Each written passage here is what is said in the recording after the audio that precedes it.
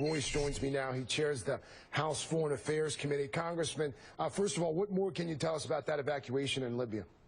Well, I talked to senior U.S. officials last night about it. What I can tell you is that there are so many militia involved on the ground today in and around Tripoli. And one of those factions that's there is Ansar al-Sharia, which is the same entity, the same al-Qaeda affiliate that carried out the attacks in Benghazi against our consulate there.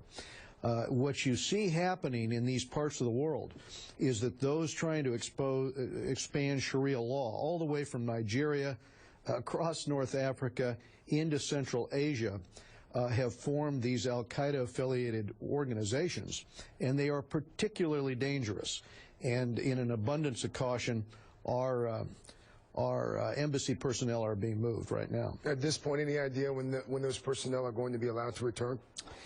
You know, one of the things we need to do is engage more carefully and closely with security forces in these countries where, you know, as in this case, you had Gaddafi taken out of power, swept out of power, and in the absence of Gaddafi, the United States needs to really be engaged with all the factions, right? Instead, in Libya, you've got a situation where nature took its course. Engaged with the terrorists?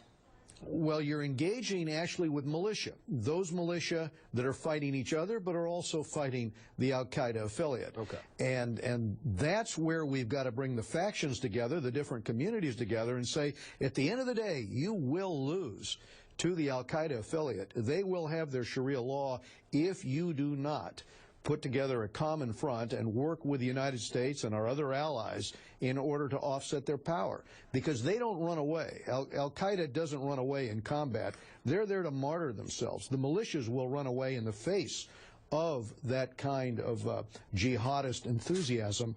And this is increasingly what we're finding from Nigeria to Libya, all the way into ISIS itself in Iraq today.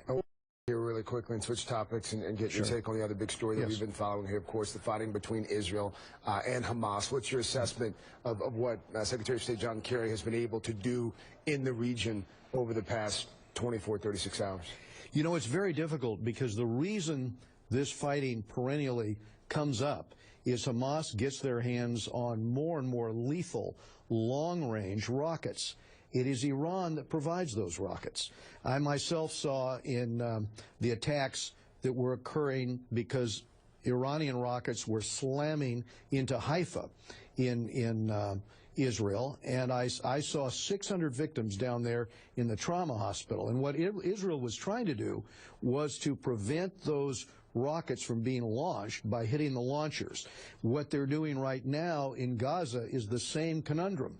They're trying to suppress those rockets from being launched, while at the same time the spokesman for Hamas on El Aqsa television asked citizens to go up on the rooftops and be human shields. So it's a very, very difficult situation.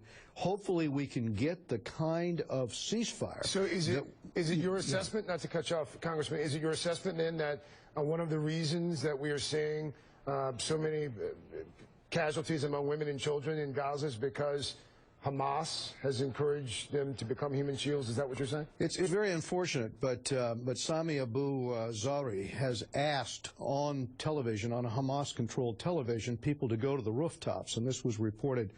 And of course, the problem here is that some people, you know, in this kind of a situation, take up that challenge to bravely go to the rooftops, but they're on the rooftops of buildings that have launchers near them in them. Now the Hamas leadership, and this is the part that I find vexing, they're down in tunnels asking that this be done. They're not themselves up on these rooftops, and there's 30 tunnels now, or 31 tunnels that have been found, one to go in next to a kindergarten, 3 miles into Israel, where you know that they're going to come up, and Hamas is going to try to take civilians and take them captive or attack them in this kind of a situation. All right. So they're trying to close down the tunnels, right? Congressman. Congressman Ed Royce, we are out of time. Congressman, thank you for your time on this Saturday afternoon, sir.